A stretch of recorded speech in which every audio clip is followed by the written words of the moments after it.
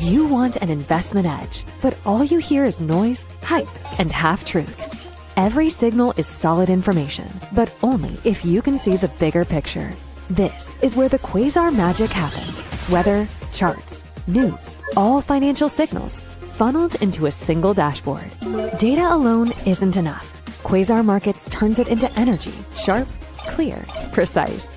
Optimize with Quasar Markets today. Your edge when investing.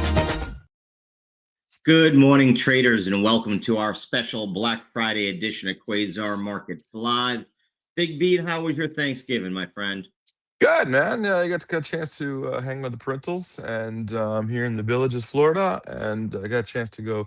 I'll tell you one thing: the restaurants up here were just jam packed for Thanksgiving. So I don't know, maybe the recession's not quite everywhere. That's good to hear. That's good to hear. Today is a shortened session, traders. Stock market closes at 1 p.m. Eastern. Usually super low holiday volume, and just to keep things a little bit more fun, CME literally had to shut down a big chunk of the futures trading overnight because their data center overheated. So the markets wobble a little bit this morning. Don't be surprised, as data is, the quant's friend, and they didn't get it till 8 o'clock, right? And that's a good point.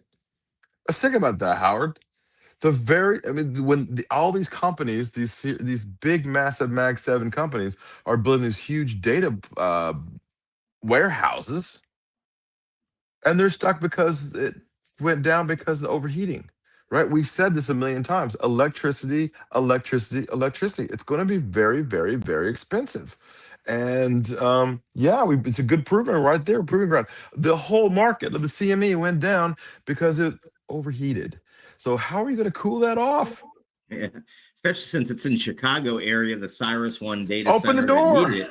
Yeah, that's what I was going to say. They're supposed to get about 8 inches of snow over the next 24 hours. I have to be there for it. They brought some things back. Treasuries were first, then FX programs, and then they just kicked off their regular futures. So it is kind of funny there to see that. Steve, do you think any price discoveries compromised or anything we got to worry about there? No, I don't think so. I think the algorithms were still, in place. It was mostly data, right? So there is a question mark around, the timing of it, but uh, that's not getting into conspiracy theories. I'm not into that, right?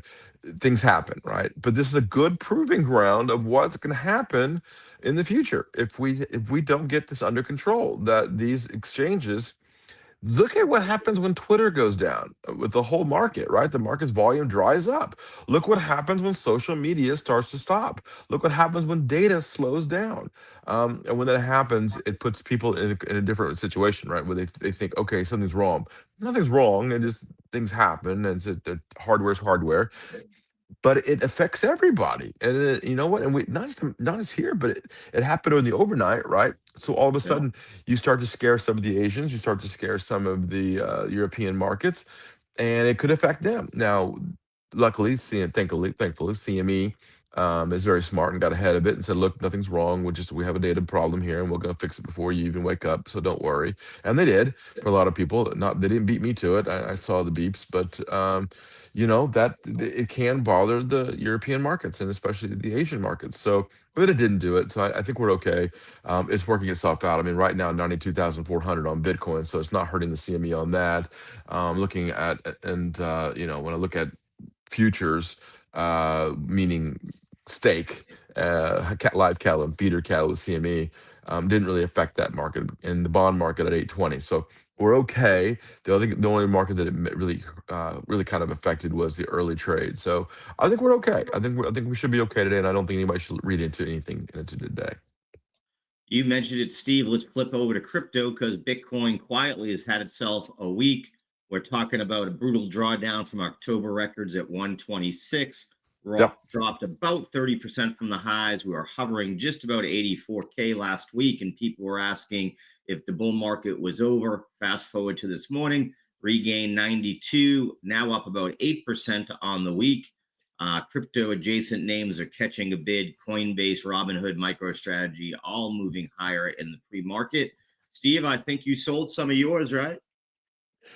Yes. So as you know, last week I banged the table, said for capitulation.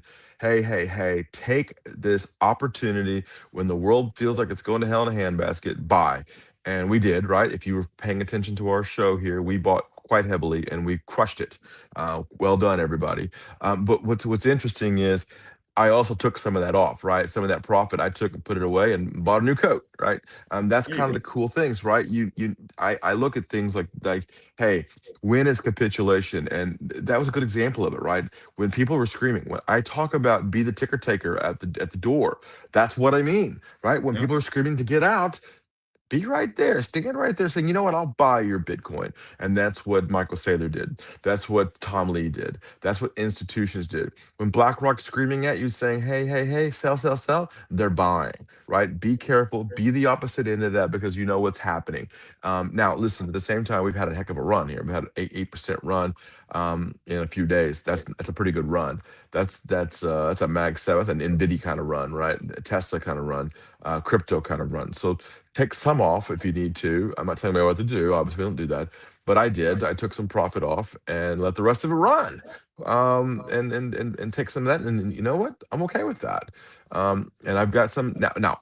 You guess what? I think we go to, like I said last week, I think we go to 100,000. So on Bitcoin. So I'm not too scared. I don't know, Howard. You're the boss man when it comes to Bitcoin, but you tell me.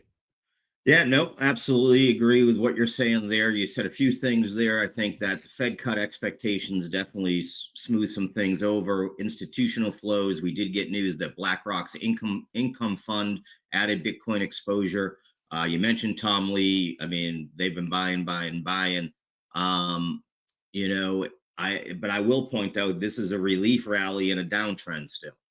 Agreed. We haven't Agreed. broken. Now, Yeah. I hope now if we start getting back up, like you said, to 100, and even then, most things I see are calling for a run back up to about 105, and Mm, then watch out below again. That this is just going to be a big relief rally, and then comes back down the level we're at now, and then we trade sideways for a while. So I don't I can argue agree with with that. that. I agree Yeah, I with don't that. argue with it at all. It's what we Yeah. see during bear markets. If this really is a 6-month bear market for crypto, that's what we'll see. So I did not sell yet. I'm holding for 94,250. Just reaches a fib level in a spot where we sort of traded Now, sideways before now, dropping Howard, down I on will say capitulation. that over the holiday, I did buy Shiba. Yeah, I bought back in, and we you crushed it, love that right? thing. You I cracked me did. up with that one. Yeah, I mean Um, it's a guilty pleasure, right? But I will say that if this is the case, then you could start to see altcoin season again, and I'd be very excited about that. Yeah, I'm not going that far yet. Blue chips, Okay. though, I will say that Chainlink will be kicking off an ETF on 12/2, the first Chainlink exposure that institutions can get. I think they're going to be very interested in that. So we've been buying some Chainlink here over the last few days in our room in expectation of that jump. The last one to get it was XRP, which took a nice little jump last week when nothing Yep. else did, from 180 to 220 on that news. So if we can catch that kind of play on Chainlink, definitely we'll try to do that. And as I mentioned, all the crypto stocks adjacent are up nicely this morning. Now the question is there a sell-off? And I don't think is necessarily, as I've told my students again today, with the ETFs being mostly institutional led, I don't think you'll see much sell-off today No, on and it. I'll tell you why. I'll tell you why. Because something that I've been talking about for the last 2 years has hit an all-time high. What's that, Steve? Silver. Hey, Silver hit an all-time high this morning, right? And the silver market is really tied to the retail market. And look, Coin Hood and Monster are they're all strategy. They're all retail stocks, right? yep. So I think that there's a tie in here, but silver is definitely made an all-time high now. Great to see that. Yep. Gold at 41.90 here. Morning is looking pretty green so far, Steve. We Yep. we have, even after the data came up, and I was laughing because CNBC was like acting as if the world was ending. You could just look at the SPY or the Qs to get a same sort of feeling because they were trading fine. And I noticed they came right back to parity once the futures did open. Qs are slated to open up about 40 basis points here at 616.74. The SPY set to open at 681.34, up about a quarter basis. Dow Jones also slated to open to the upside. VIX still below 18, so fairly muted so far. Gold 41.90 and silver, as Steve said, at 54.36. Steve, I also saw treasuries are saying we're definitely getting a cut, dropping back below 4% here, 3.99 on the 10-year. Yes, I will tell you that I've been watching the news quite a bit in regards to the Fed's balance sheet. The most ever in history is on the balance sheet now. We're talking about way back in the day. We're talking about the percentage, and I don't mean the number, just the amount, just the percentage too as well. That M2 number is, I think I saw 27 trillion. This is a ridiculous number at this point. Not to mention the amount of money that's on the sidelines. So, look, if there's any kind of bounce here, it could be buoyed by institutional buying. Now, Howard, if you saw my social media posts over that, then you noticed that I was talking about one thing and one thing only, that we'll have a Santa Claus rally, and I've talked about that on several occasions over the last few years. Last year, I said no Santa rally. There was no Santa rally. This year, I'm calling for a Santa rally, and the reason being is because I think we're going to have more. Cuts than we think. I think the Fed is going to be a different Fed. President Trump is going to get the Fed that he wants. He will have control of that Fed with new members. We now know who the new Fed governor, new chair now will be that will replace Powell. And he'll probably have another few more to appoint. So he will get that, and we know what he wants. He wants a lot. Now, I've said this a lot of times. Be careful what you wish for, right? Scott Bauer says the same thing. We saw it from Steve Flanagan. Be careful what we wish for, because cutting rates there's a reason why you have to cut rates, because people need to be able to buy houses and cars and everything else. But I'm calling for a Santa Claus rally, and I'll tell you why. Because if this dip that happened here it holds a bit, these institutions are gonna have to do some what they call window dressing. They're gonna have to make some purchases back in the markets. So if that's the case, Howard, then we're gonna have a Santa Claus rally going into it. Now, let me make sure everybody understands this. A Santa Claus rally does not mean now to Christmas. Okay. It means the day after Christmas until a few days after January the 1st. Okay, the first week of the opening of the markets in the new year. So that's what the Santa Claus rally timeframe is. But I'm seeing it. And honestly, we normally have in December, if you look back all the way to the beginning, and I've made a post about this on Twitter, that on the average, we get a 1.3 to 1.5% push up in the month of December. So we could be in smooth sailing here for this month. Love to hear that. I bet our viewers do too. Steve, let's talk a little bit about what we're seeing or hearing from retail. I will say before I get into the notes I've put together, did you see Shopify CEO on CNBC this morning? I did not get to see him, no. Oh man, they've got this app that shows them like every sale that's happening and where it's being shipped to. It was so cool. $12 million a minute, like this whole thing that was showing the consumer. I thought it was really cool. The big takeaway from that, to be honest with you, is because they can see exactly, they have transparency into everything that's being bought.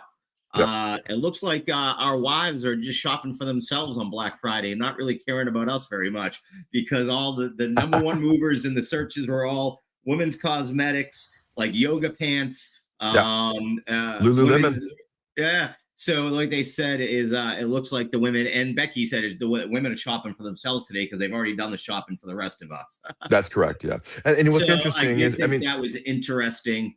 In-store traffic has basically been flat for years since COVID. For correct. 6 years running, more people shop online than Black Friday. I got to say, my wife's the exception.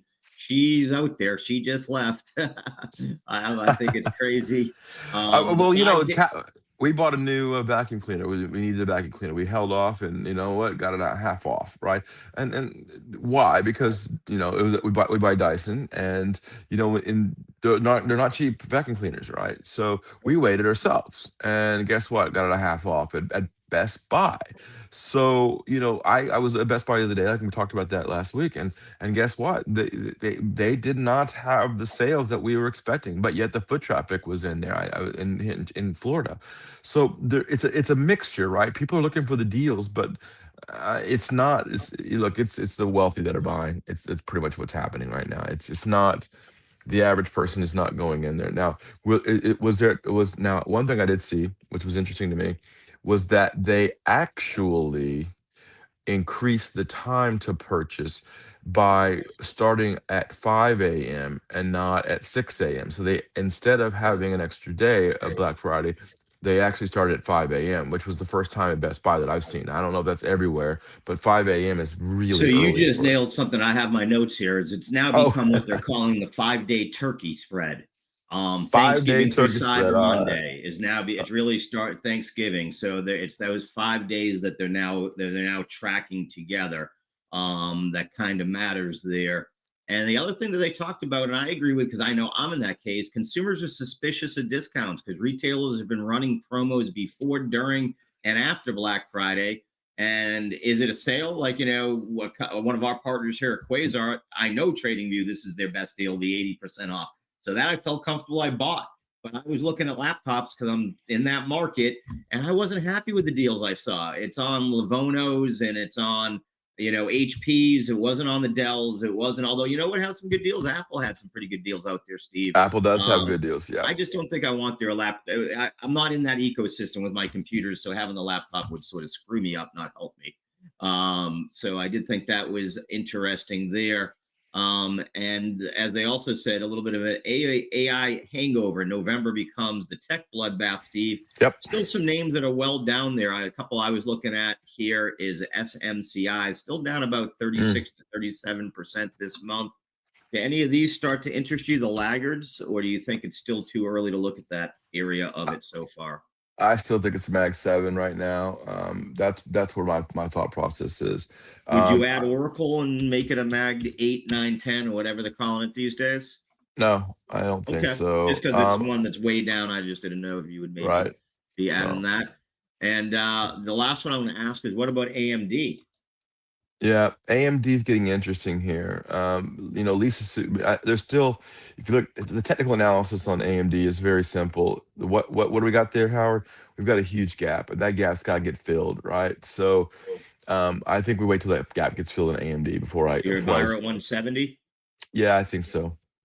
Okay.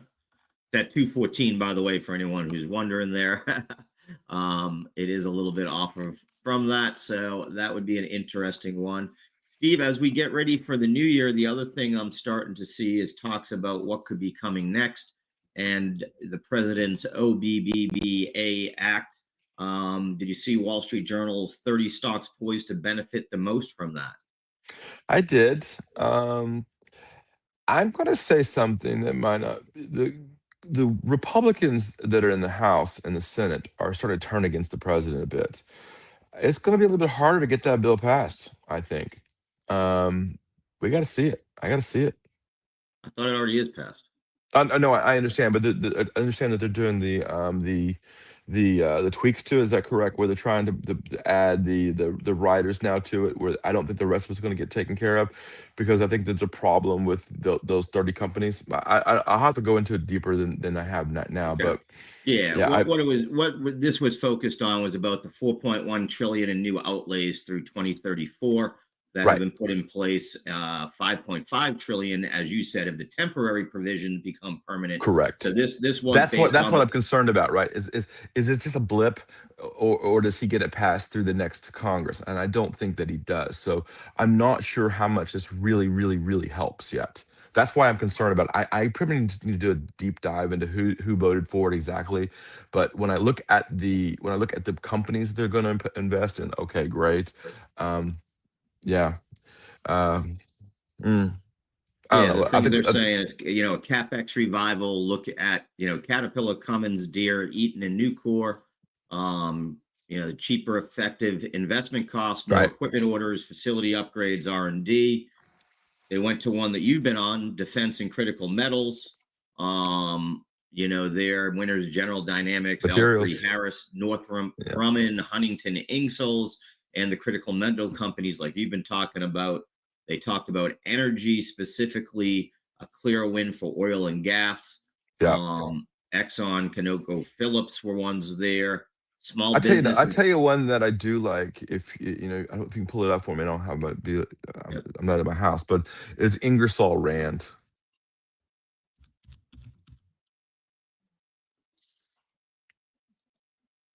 there you go.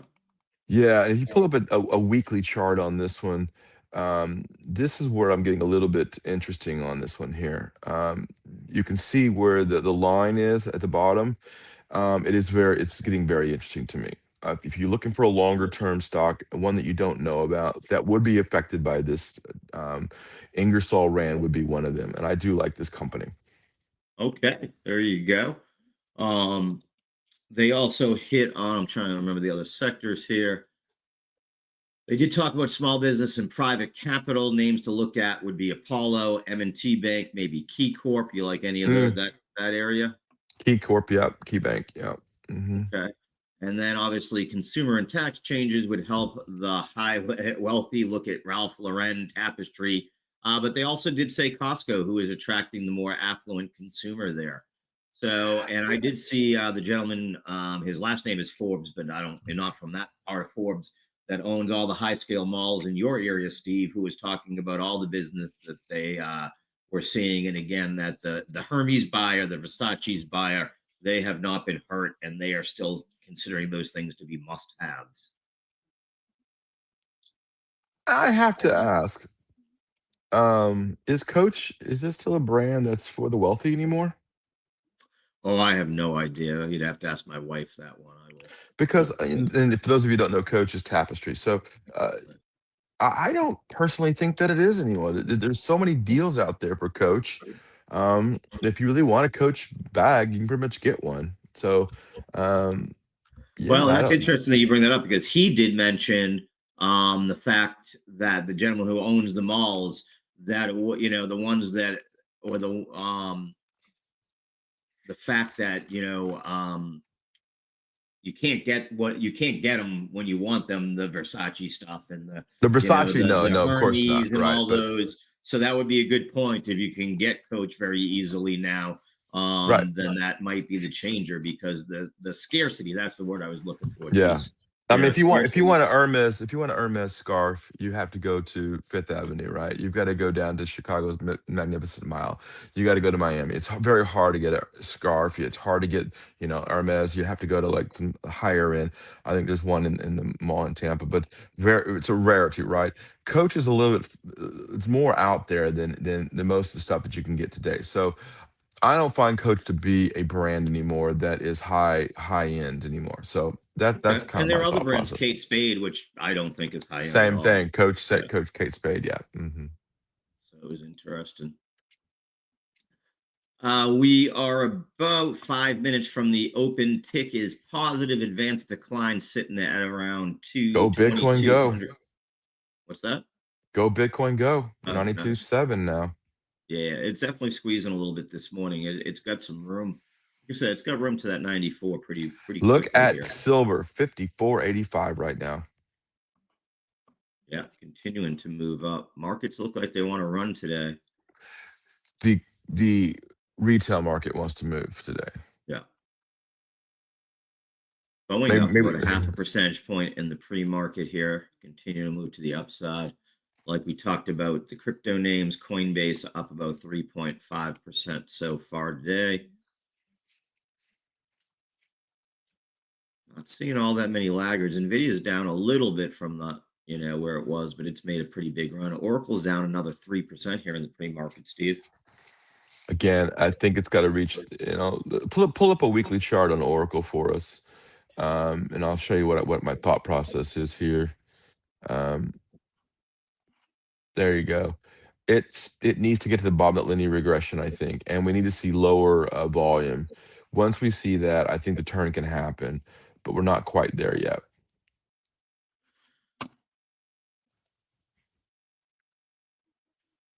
Palantir up about 1%. Palantir is starting to recover here over the last couple of days so far. And you know what? If we got some more contracts in the government for Palantir, I could see that actually, but I don't see that right now. But Bitcoin about to break 93 here. We're definitely seeing a big swath of let's go, baby. liquidations. Let's go. I think Shiba could burn a zero here in the next couple of days. How about dollar yen's finally settling down 156.30 now, went to 157. It's a lot of sushi and sake, but still. But the dollar is still holding steady here, 99.57. I'd be interested to see what Steve Flanagan has to say here. But right now, I'm sitting holding. Look at this, 92.98. We're almost there, 93,000, almost there. Remember, we were 82,000 last week there, Howard. Yeah, absolutely. That's what happens when you pay attention in Quasar markets. We nailed this one for everybody. So 92.9, there it is, almost there. Yep, nice run up, and it's good to see Ethereum get back above 3,000 there. Now we just got to hold some of these levels a little bit, but nice run up.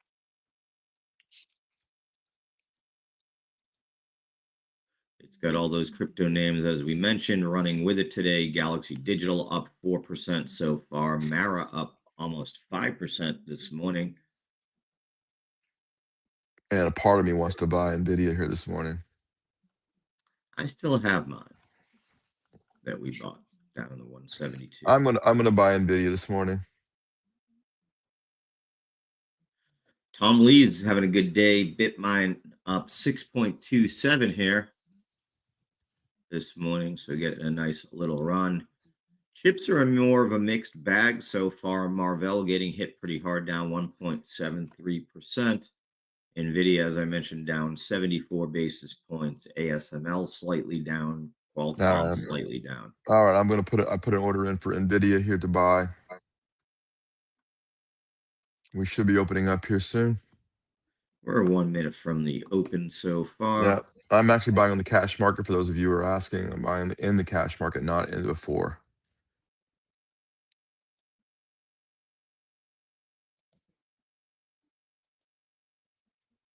And we are, nope. Getting a dump before open on NVIDIA might give you a nice little spot here. Yeah, maybe get one here. Might get one here.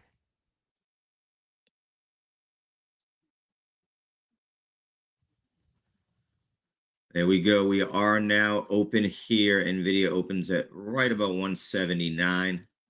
Yep. Apple is down about 16 basis points. Google, the big winner so far, up a little over Amazon up 1.5%. Oh, Amazon getting a nice little push to the upside here. Yep. First Makes move sense. on the tick, slightly negative. Advanced decline only went up to 2,500. That's the first warning sign I'm seeing. We were already at 22 and change. So that's not really a big jump up in the cash market. First move on the NASDAQ looks to be slightly to the downside, trading below 616 here. The S&P also first moves to the downside. Bitcoin also cools off from that 93 level. We got just above 93, back down to 92.7. But again, profit taking, not a bad idea. So we can't get mad at folks for doing it. I am long, pretty long NVIDIA here. Okay, Steve just went long NVIDIA.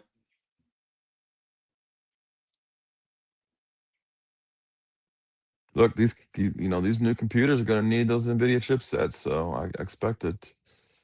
92.7 now on it, Bitcoin. There's a little bit of selling there on the open there.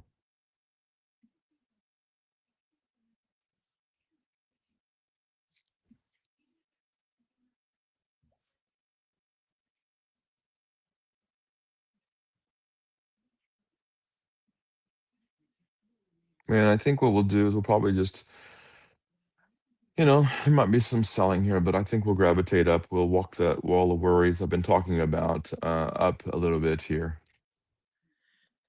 Yeah, I think, it's usually light volume. As we know, it's usually mostly retail. These, algos can work without people, so the little quants are going to fight it out right now, but I don't necessarily think we're going to see much of a move No, the quants Oh, are it pretty is. much dead today. Yeah, algos are dead today. If I don't, it wouldn't be a very smart move for algos to be trading in this today.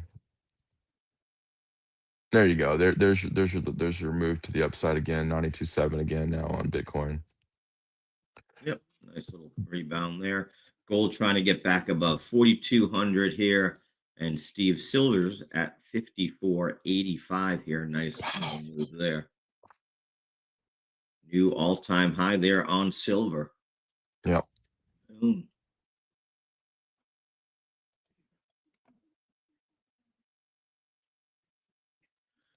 The metal company up 9.43%. So it's not just metal itself, but the companies that mine it up nicely here, up about 9.43. SanDisk, which had really got hurt the other day, up about 7% today. Nvidia I is trying to move mentioned up again. Mara's up about 5% here.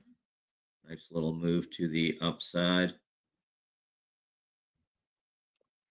All the crypto names, as we mentioned, also to the upside. Steve, Dave, and Buster's getting a nice little move here, up 3.7% today.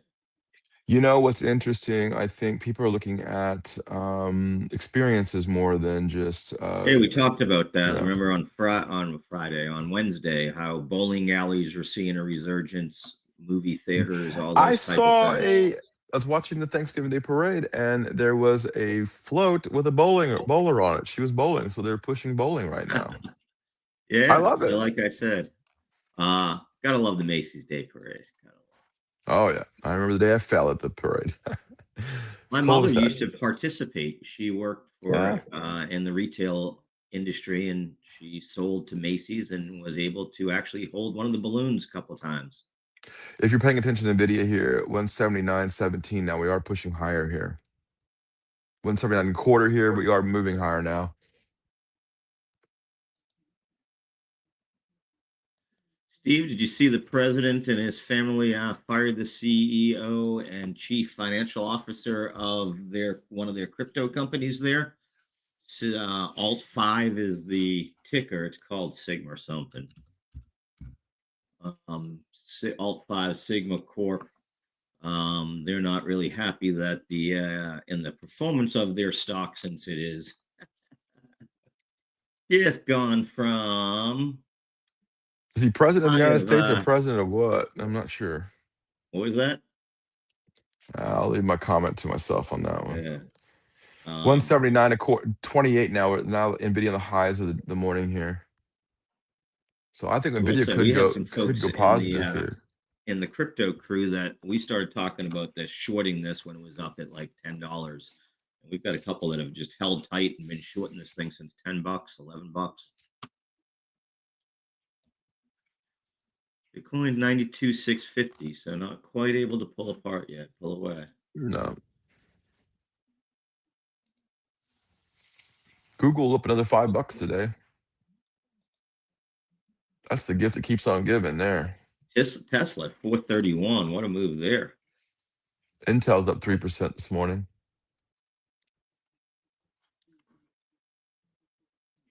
Amazon is up about a couple bucks here. MongoDB up another. Look at that, up another $5 today. When I called out there on the floor of the New York Stock Exchange, I said MongoDB is the hot one. Get ready for that one. We got 9 of the 11 sectors of the S&P are in the green so far. Yeah, I would Healthcare is down, but a half. $55 now on Yeah. silver. 55.02, still going higher. Go get grandma's jewelry out and go take it to the store because that's about $55 an ounce. Oof. We're going higher though, I think. I've seen calls, some ridiculous calls on silver due to scarcity. It's a scarcity. It's there's a massive scarcity out there. I've made posts about it, talked about it, and the need for it now with EVs, the need for it with lithium and with all of this stuff. It is just absolutely crazy how much of a need that there is for silver. And that's not even for jewelry. That's actual need of silver. Right. Yep. Absolutely. Tick's gone slightly negative. Like I said, advanced declines now come back down below the highs of the Pre-market.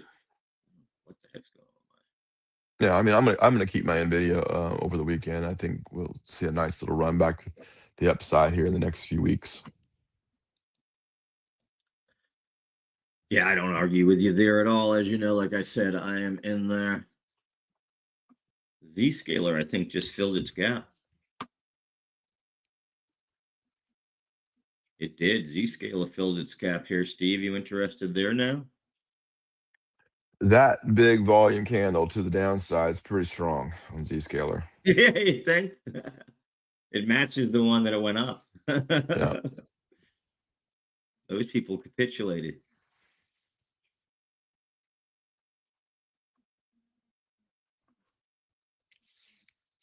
I will say I watched of course last week I finished up season 4 of Netflix's Stranger Things, and I started watching Stranger Things and fell asleep.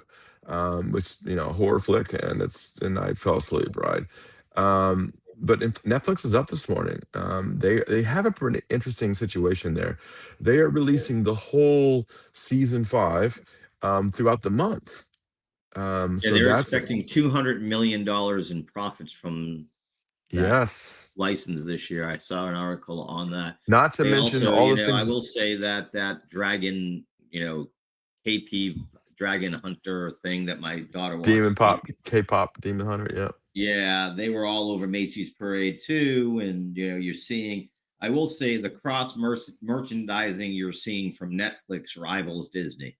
So that will be and I interesting. own Disney stock, so Yeah, you know what I mean. Is I did think that they did a good job, Netflix. Same way to be interesting to watch, Steve. Amazon's got a lot going on today. Amazon's taken over. They got a skins game going on that I think already started. They've got the football game at 1. They've got an NBA game following that. I was a little surprised by them. So we are seeing, is legacy, are you done with your Comcast? You've talked about this a little bit. This is for me, who watches a lot of sports more than most other things that I watch. I'm seeing this big change where they're not just dipping in and buying NFL. They've got all, huge coverage at Netflix, at Amazon, at oh, YouTube. I think right now the sport that's really pushing here is UFC And that's a and big one too. That's Paramount. So Paramount Paramount, just kicked off right? with them.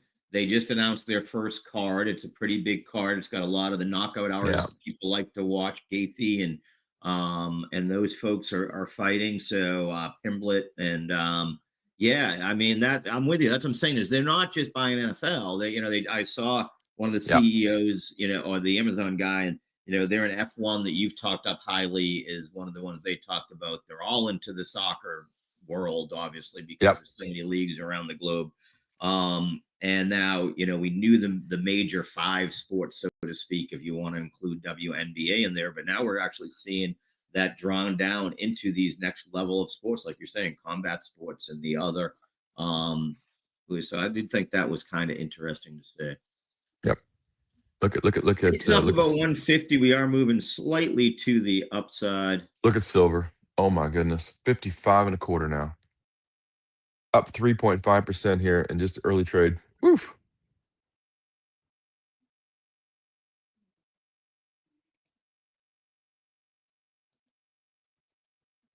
Nvidia slipping a little bit here, down $3 now. Yeah. Apple slipping a little bit too. RCL pushing up a little bit here. Royal Caribbean now up buck 62 here, on up 0.61%. Mag sevens that took a little run have cooled off. Tesla's pulling back here, got as high as 432.92, now back at 429. They trapped some folks in, you think, this morning, Steve? I don't know about trapping, but it's more like maybe some profit taking. They're going to see some window Yeah. dressing. Yeah, yeah. It's just quiet day here. John Deere down another $3 here. As remember, I called on Schwab not too long ago that John Deere and Cat will be one that I don't see much going on there. Yeah, over the last month it's down 2% now because they had that nice run, and all that run's gone. So yeah. but the VIX is holding steady. The VIX isn't moving up, so I don't really see much here. Um, yeah, I'm going to hold everything I'm doing. I'm holding. I'm hearing Thinkorswim users are having major issues. Sure. So Thinkorswim seems to be having problems here.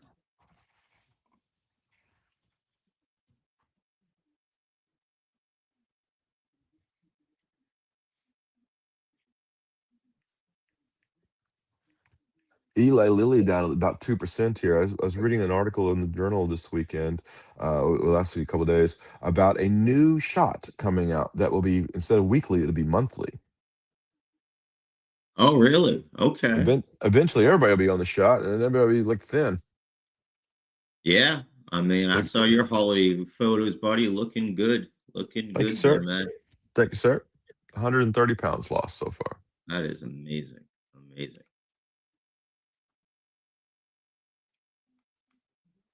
Steve, when Pretty Mr. quiet. Flanagan comes, we're going to have to ask him about China's silver economy, which is that households age 60 and plus have boosted spending about 129% over the past decade. Are the They know they're not boomers going going to to. They take can't take it with China? them.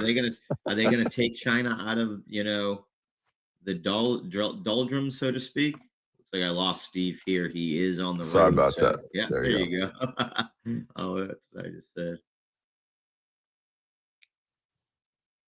It's kind of quiet here. I think Tick the is markets muted. are. Yeah, Tick is Yeah. actually very muted, just at 50, and just sort of sitting there. Not a ton going on. It just seems, if you look at it now, I do see Scott Bauer saying that the CME outages are causing the markets to be a little wide, even in Qs. So be careful if you're trading the options. If Okay, Howard, explain what it means by being wide. So the ask bid ratios are moving up. One thing that option traders, especially that are scalping zero DTEs, need is like a 1 penny See, see, spread. Yeah. this is exactly what I mean why zero DTEs are bad. Because when you have those heavy zero DTEs, yes, they're adding volume, but they're getting burnt, right? And now that they're out of the market, it's showing what the market actually does, right? It's not as crazy, it's not as volatile, it's more normal. And that's what this is a good example of showing them with the pants down of what CME does with the zero DTEs, not as them, but the options markets. So hey, this is kind of showing people why you don't trade zero DTEs.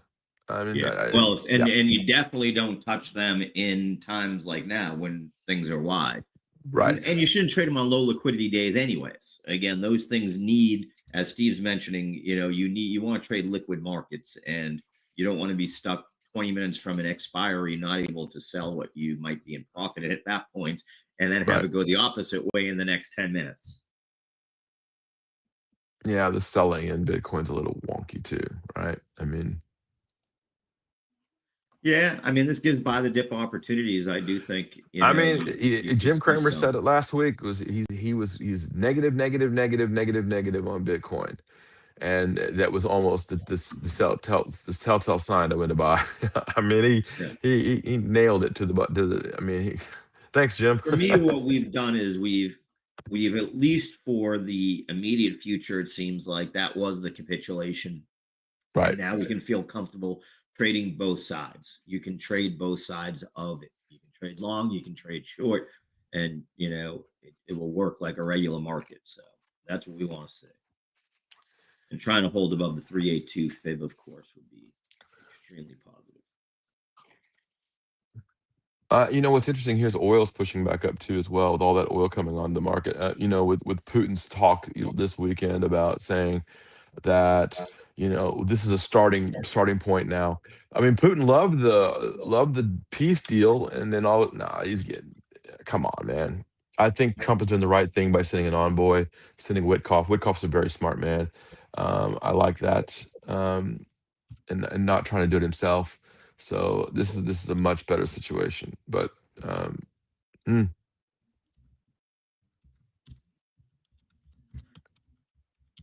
Yeah, hopefully they 104, can get some movement there. 104 there on Disney. We need to get Disney back up to about a 111 there. Because I thought Disney did a well job talking about their new ship, their new cruise ship. They've expanded again. So, and there's a big, big gap in there. So I think that's what I'm buying Disney on. Yep. Yeah. Targeting Technicals and the fundamentals. Steve, did you see Goldman Sachs came out with an article I saw where they are estimating that gold's going to drop and stay at $53 through most of next year?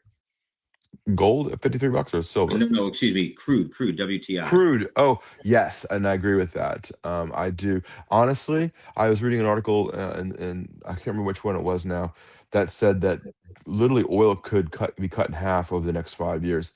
I agree with that. Yeah, Yeah, that blew me. Could you explain why what the thesis there is? Because I was that shocked me because we know that a lot of those companies aren't profitable at those prices. that's right. They're not. And let's be honest. But we won't need oil. We won't need oil the way that we don't use this for plastic as much. We're already working on that. Electric vehicles are picking up again. We know that. Tesla is picking up again. We know that. And we won't need all this oil. I mean, oil makes what? Lipstick. Oil makes all kinds of things, right? It's not just gasoline. It's not just jet fuel and oil. There's a lot of things that oil does, right? And Yeah. we won't need all these products in the future. So honestly, I can see oil at 30, $40 a barrel and they'll be happy at that. But at that point, your shell drillers won't be happy, your offshore drillers won't be happy. And if they won't be profitable, especially with inflation as it is.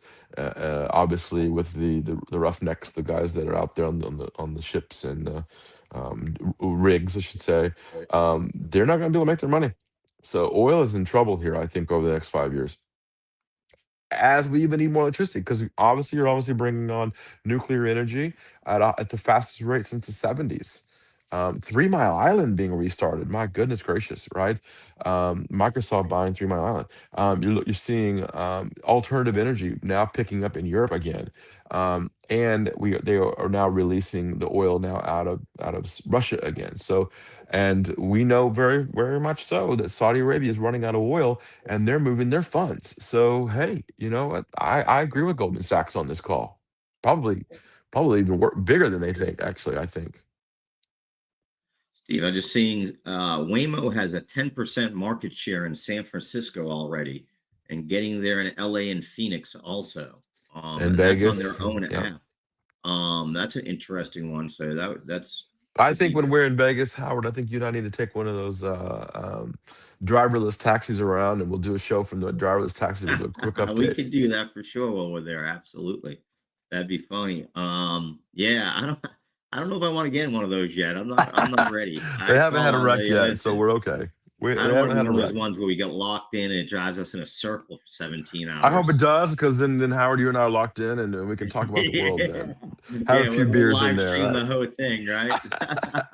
Burn have some That's batteries or funny. something. Yeah, electricity. Yeah.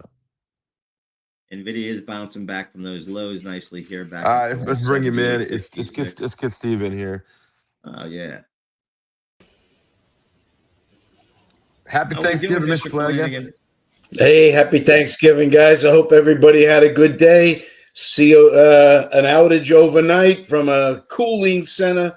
What's interesting is they leased that back out. They leased that building. They developed that data center, and then they gave it up to some group in Chicago, and they have no control over it, just highlighting yet another Achilles heel to the system. Very Yeah. horrible, very poor risk management on their part. Yeah, if they Yeah. were trading on blockchain, they could use any computer in the world and the blockchain would still be working. Yep. Well, I look at this. It's a shortened day, but it's month end. Maybe not such a big deal in equities and fixed income, but a very big deal in the currency markets. Yes. At 11 o'clock Eastern time, the whole world repivots themselves on the fulcrum of FX. All the valuations, all these models, you don't have to. The algos in the FX world, well, algos are perpetual motion. They never stop, right? Because they're models and they're taught to trade. and they're going to continue to trade. Now, the amount will, of course, be reduced on a day like today. Mm-hmm. But in FX, we all at 11 o'clock, there's a 5-minute window. I'm giving you the institutional side, pulling the curtains apart here for you. Absolutely. 5 minutes, they come up with an average rate, and then everybody then balances books off of. So it could be an interesting look at 11 o'clock New York to see what happens. So in about an hour's time. But my bigger picture that I wanted to point out to you guys today, Europe. A lot of the GDP figures were announced. You had, let's go with a non-European, Switzerland, minus 0.5%. We had the German one on Wednesday, 0%. Yep. We had the Italians at 0.3. We had the French at 0.5. And the inflation figures were all announced. There is no inflation in Europe. Many of these countries coming well under the 2% level on a yearly basis. What is this? The only reason I'm highlighting this, the deflation that China is in the midst of, spreading. And in a deflation environment, you are not holding restrictive interest rates. The U.S. is not insulated from this. We perhaps are at the tail end of this. It's coming here. Prices are going down. We saw the PPI number. And this is where I'm jump back on my But Steve, how are we still getting the speakers in the Fed still saying that we're seeing job losses, we're seeing inflation going down in Europe, we're seeing inflation going down and deflation now in Asia? Talk to me. What is it the Fed is missing here? Job losses are at the highest since COVID. Like what is going on here? What is the Fed missing here? Their models. They're based on antiquated looks. They look I understand that, but they also they turn the CNBC on too. They turn Bloomberg on. They see us. So tell me, what do we need to tell them that they need to wake up and spill the coffee here? Well, Steve, I'm sorry, they're still caught in the tariffs equals inflation mantra, and so political. They're political. They're politically charged. Academics and politically charged. Okay. Makes and sense. We know that's all going to change. That is why the markets are beginning to percolate. Right. People are seeing, something that's not talked about is how Scott Bessent roughly has saved the debt, our interest rate that the country has to pay on all his debt. Yes. He's probably saved around $20 billion already in a very short period of time this year. Yes. How? He's selectively buying back debt that's higher interest rate, yes, and reissuing or redoing shorter term. Now, that's what. But that also means the Fed's got a big damn balance sheet too, right? And they're going to freeze it, right? December 1st, the balance sheet's frozen. So the Fed, you can call it whatever you want. But the Fed, as the balance sheet matures and drops, no, we froze it here, which means they're going to be buying back short-term treasury.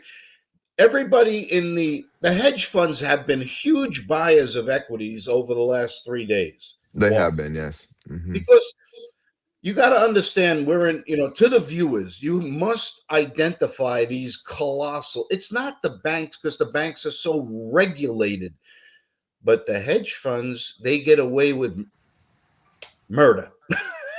They get to do everything, and they have money muscles, and they know where the areas, the weaknesses in the market. And that's what I was getting ready to ask you. In the hedge fund side of this, where are the weaknesses? Where are they shoring up on the risk side in order to protect themselves? Because the hedge funds have a ton of money going into this end of the year now. Are they protecting those bonuses, or are they going to start to rotate into some sectors here? Well, so everybody's saying hedge funds have been big buyers last 3 days, but I would say, okay, they're covering their short. They're covering. That's what I think too. I think they're covering the shorts. That's what I think too. You're right.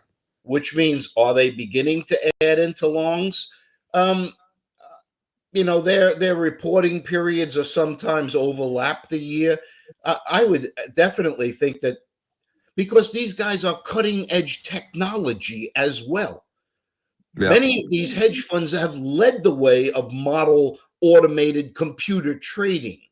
Many of these hedge funds have, when these different portfolio managers, each portfolio manager has a different portfolio, ETFs or some of these, and they manage them. And when they manage them, they buy and sell throughout the marketplace. But a lot of these hedge funds have gotten so smart that all of these buy and sells come into their own system, and then they net them out before they go to the public markets. A little bit technical, but what I'm trying to say is they have cutting edge technology. They are also cutting edge in the way they look at the marketplaces, and they see a Fed that in the next first quarter is going to get more dovish because of the people that are going to be in there. They see what Scott Bessent, who comes from a hedge fund, they see what he's doing in managing the government's debt. The Fed is very vulnerable now to criticism that why aren't you managing the debt? Why aren't you doing reverse repos? Why aren't you getting involved in this marketplace? Okay. Explain reverse repos to everybody Well, else they that may add not understand. liquidity to the marketplace. They can go in and buy back securities. They can go in and buy back certain and add money back into the system. They can manage the liquidity. We keep getting these. But Steve, there's so much liquidity right now in the back end. There's so much money in M2. There's so much money on the sidelines in the banks. So how can they manage more? Is it buying back even more? It's kind of creating the curve, right? You should look at, you have treasuries, short term, 3 months, 6 months, you have 1 year, 2 year, you have 10 year, you have 30 year, right? That's where all the debt is. So if interest rates, you should have a curve. If you want to borrow 30 years, I should say, well, I want a higher interest rate, right? Because I'm going to buy your debt. But when I buy short-term debt, the rates should be very low. So you should have a very nice yield curve. When we get these inversions in the yield curve where the 30-year suddenly drops and the short-term yield goes up, why is that happening? We can manage that, and that's because we need money now. But the Fed should be involved in managing that. They can provide that liquidity to offset that spike, that move. And that's my point. Why is the Fed not doing that? Why are they spending so much time on rates and wondering whether or not they're going to raise them? I think it's political. I think they've gone political on this. I really, that would be something I really don't want to have to think about. I would like to go, they just don't understand the management of the liquidity system. Right. The number one liquidity system in the entire world, the reserve currency of the world. More foreigners have our debt, right? I don't think they fully grasp that management, responsibility or skill set. And that's why you see Scott Bessent coming in, and who comes out of the hedge fund, who understands the fixed income markets very well, and he's already starting to dabble. So hedge funds buying, why not? Looking into Q1, they're seeing what's going on, and they know that rates are going to come down. Steve, you just hammered home oil. What an incredible stimulus to the economy, the lower oil prices. And I think people are beginning to put the blocks together and seeing this quantum convergence from all this chaos in the first 9 months of this year. And they're beginning to see the order that is beginning to build.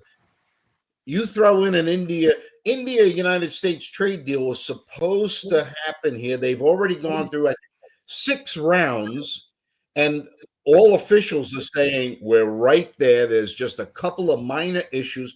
It was supposed to be done by November 30th. Okay, here we are at the end of the month. We still have a weekend ahead of us, which it could. But you throw that one in, and then, attention shifts to Canada Mex. Again, setting up in that Q1. This is, I think you could end up, Steve, I heard you say 1.5% move possibly in a Santa Claus rally. Yep. I'm going to take that level and I'm going to put a 4%, 5% bid into the market. I think you could have a market that just starts perpetuating itself off of these lows. Okay. Well, there you go. Steve Flanagan, Quantum Convergence, saying we're going to run. All right. But tell me what the catalyst is. What is it that you need to see? I mean, we still have Russia. We still have Putin screaming about it. We still have. I mean, over the weekend, South Korea and the United States bombed off the coast of North Korea in a show of force. Taiwan and the President Trump just spoke to the President of Japan about the China issue. Back off. Like it seems to be that the geopolitical issues are still warming up a little bit. They're not quite cooling off at all. Yeah, I mean, definitely that's a flash, absolutely. But then ring fence it. United States, we had a talk with President Xi on Monday, and then suddenly a call to Japan, ease up, ring fence. We have some missiles being shot off North Korea. If we go back to Trump's first term, they all talked about the biggest. Obama apparently told them the biggest threat was North Korea. A ring fence, quickly saying, "Hey, keep it in check, buddy." So I think when I say the building blocks in quarter one, you was immediately see a phone picked up and saying, "Japan, ease up. I don't want you to destabilize the building blocks that we're working on here." And you think that the new president, you think she will in Japan, the prime minister in Japan, you think she will back off of China? Because the talk she's pretty tough there, I would say. Political, Steve, right? Saber rattling to let everybody know I'm in charge, right? Yeah, but we talk about this Middle East fighting forever. The Asians have literally been fighting longer than the Middle East. So yeah, peace in the world is probably one of the biggest ingredients to a new to my quantum convergence, because when you have peace, everybody focuses on trading, and when you have trading, every nation begins to enrich itself and its people, and that is where I think I'll go out like 3 years. I think this next 3 years is going to be one of the greatest economic booms that we've ever seen in our lifetime. What happens after that? What happens? Really? Yes. Oh, yeah, Steve. I think we've seen even after World War II, and even after some of the bigger booms that we've had, the 20s, much bigger, because all of this technology begins to roll out, all of this money being spent in these data centers and everything. It's just beginning. I think we've highlighted. We're in inning 1 of a 9-inning game, and it plays. And I was reading the Wall Street Journal was talking about the other day that without AI, we literally would be in a recession. We literally are in a recession if it wasn't for AI. Yeah, I would agree with that. Yeah. I frequently talk to some of my old buddies and colleagues throughout the marketplace. And what I am amazed about is, and I've only been out of the market since 22, what I'm amazed about is how adaptive everybody is using AI in the workspace now. Let's just take a very simple thing. We are having a meeting right now, and AI is listening on our meeting. At the end of this meeting, I say, send out the recap minutes from the meeting. That used to take 3 to 5 days. Now it's instantaneous. So now every single one of our members of our corporation, let's just hypothetically say, suddenly has the minutes on their desk that the executive committee discussed, and this is the goal being set. Think about the productivity gain right there. Just very simple. No more need for a stenographer. No more need for all that. I was reading this weekend in Bloomberg as well as Wall Street Journal saying that right now, 12% of the workforce of the United States can be replaced by AI. That AI is literally up to the level of 12% of the workforce already. And that's going to be one of the biggest transitions and this is where your government steps in. This is what the government is supposed to do. They should be helping with this transition. I think in January, what you're going to see is a massive announcement. And I think that the government is going to get very much involved along with the businesses in this world, which are already Ford and IBM and other companies are already, retrain Palantir. They're already setting up these organizations which are investing with our universities in training people coming into the workforce to be more productive. So I think the government steps in and you're going to see much more of a transition because you cannot let AI have, cut the work. Okay, so let's say, but you mentioned Palantir. I think it's a very smart move there.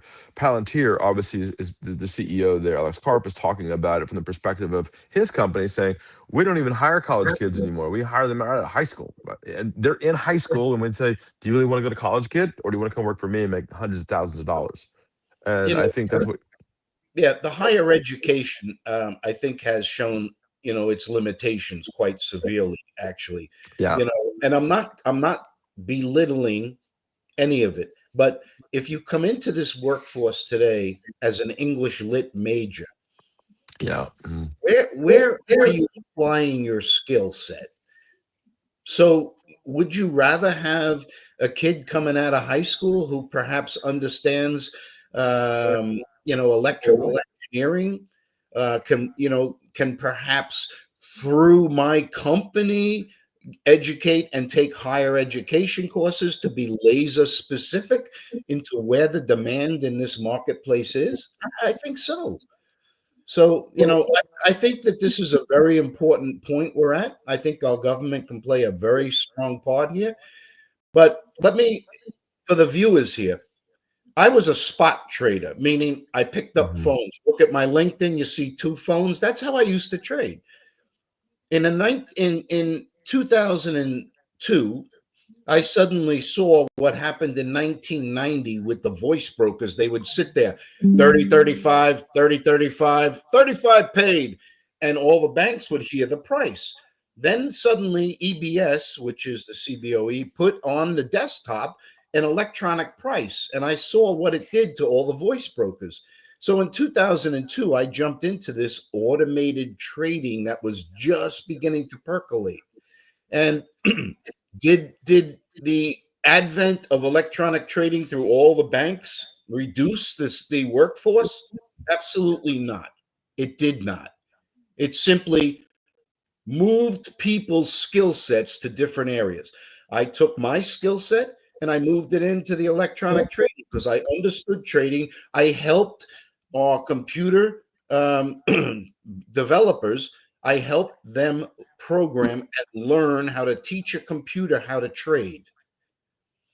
So I don't think, Steve, AI is the biggest threat that people are talking about because I lived it. And it, in fact, gave me another 20 years in my career. And I think if people are smart, people will see the same thing. I think there'll be many opportunities out there for people as AI begins to develop more.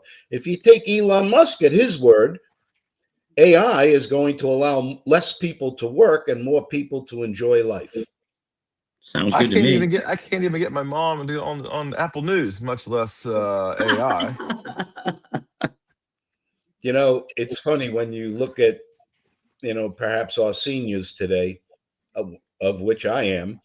Most of our seniors are on their phones and they are well adept at doing things. In fact, sometimes you're at a dinner table and grandma will turn and say, "Oh, look what just happened in the world."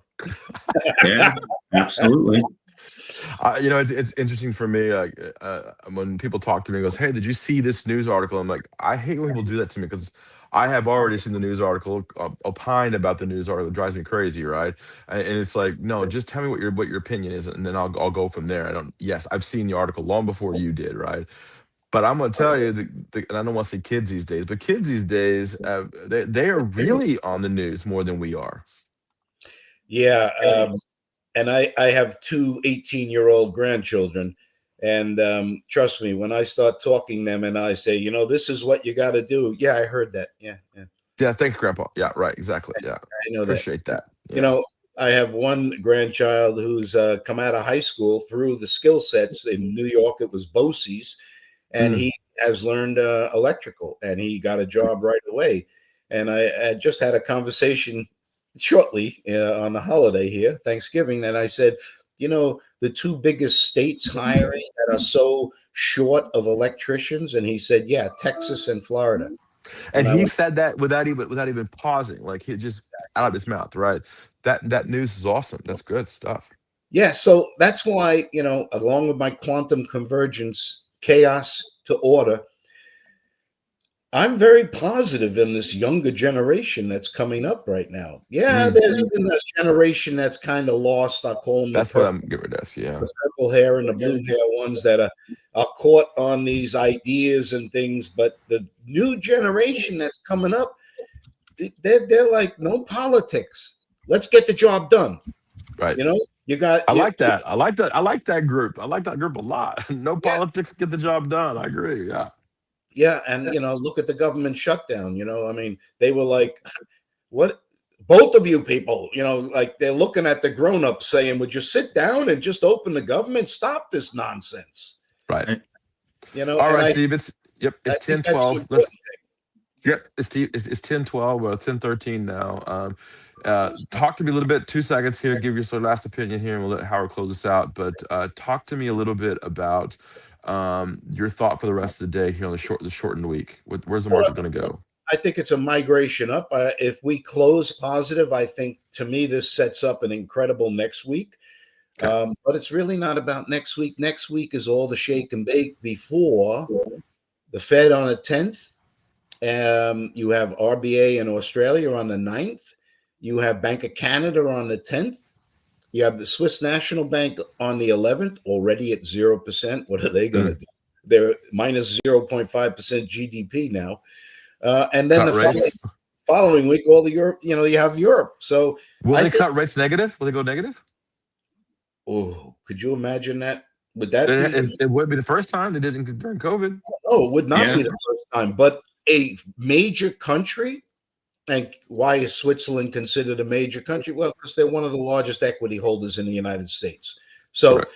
if you begin to see somebody go to negative interest rates in a world where the Fed is sitting there in very restrictive interest rates high at 4%, I mean, that's like, a major shake underneath of the world right now, that somebody is delving back into negative rates. And of Japan did course, it. yeah, Japan's only at 0.5%. Now, Right. will they raise rates on the 19th? It's a 50-50 call right now, but I don't think they will. I think they're going to pass once again. Tokyo's CPI was actually 2.7. They'd Right. love to see that above 3%. But this is what I'm talking about, Steve. They're lowering rates, and we're all in recessions. I mean, just how much lower can we go? Like we're already pretty low as it is. I mean, in considering the history of the world, right? This is not a good time. It's not really a great time. So your quantum convergence better happen faster than I think than your timeline. Am I right? I think it will. I think by the first Okay. quarter of 26, I think, to me, we're already in gear. I'll say the first quarter of 26, it's already kicking in. I like that answer. Okay, Howard. Appreciate you, Steve Flanagan. Howard, take us home. Take us home. Absolutely. Quasar Markets Live. Thank you guys for all the help. I'm so thankful for all of you guys and for everyone that helps us here at Quasar. We'll be back bright and early Monday morning. We'll have a regular trading schedule going. Again, don't be afraid to take some profits today and enjoy your weekend.